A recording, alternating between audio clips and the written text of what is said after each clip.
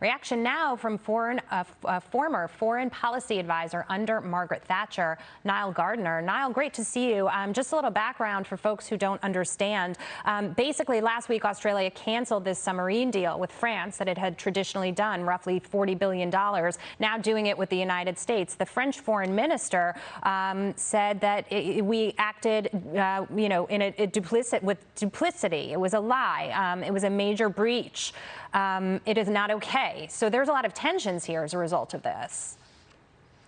Well, thanks very much for having me on the show today. And as you mentioned, major tensions between Paris and Washington at this stage. The French have withdrawn their ambassador from the United States. I think that's the first time that they have done so, actually, certainly in modern times.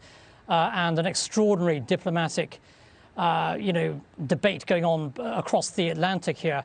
I have to say, though, that for many years, the Australians had been increasingly unhappy with the French deal with regard to the submarine deal between Paris and Canberra.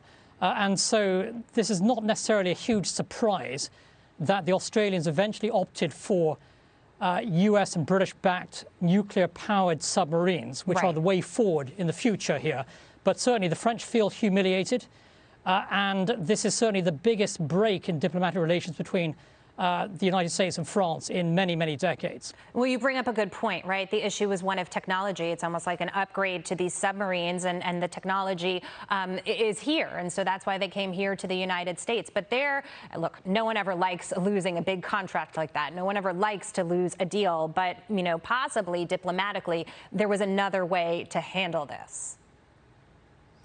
Well, that's a good question. And I think certainly the French feel mightily aggrieved by the way this has happened. But, at the same time, I think it's a reflection of the fact that, France is a declining power on the world stage. The Australians recognize that. They want to do a deal with the United States and a Brexit Britain. They see their future tied to Washington and London and not to Paris. And so without a doubt, of course, this is a big strategic blow to the French. It's a blow to France's ego as well. It's also a blow to the European Union. After all, France is the dominant power of the EU together with Germany. And Australia sees its future more closely aligned with the US and the UK, especially with Great Britain now outside of the European Union. And so that's the way ahead as far as the Australians are concerned. They want to have a global naval presence. They want to have nuclear-powered submarines, and the US and the UK can help the Australians with that. What I found particularly striking as well is sort of the connection to China here, too. China criticizing this deal for obvious reasons because it strengthens the United States' position in the region. Yes, in fact, the Australia-UK-US deal known as AUKUS is a very good deal, I think, for not only the Australians but also for the United States and for the United Kingdom.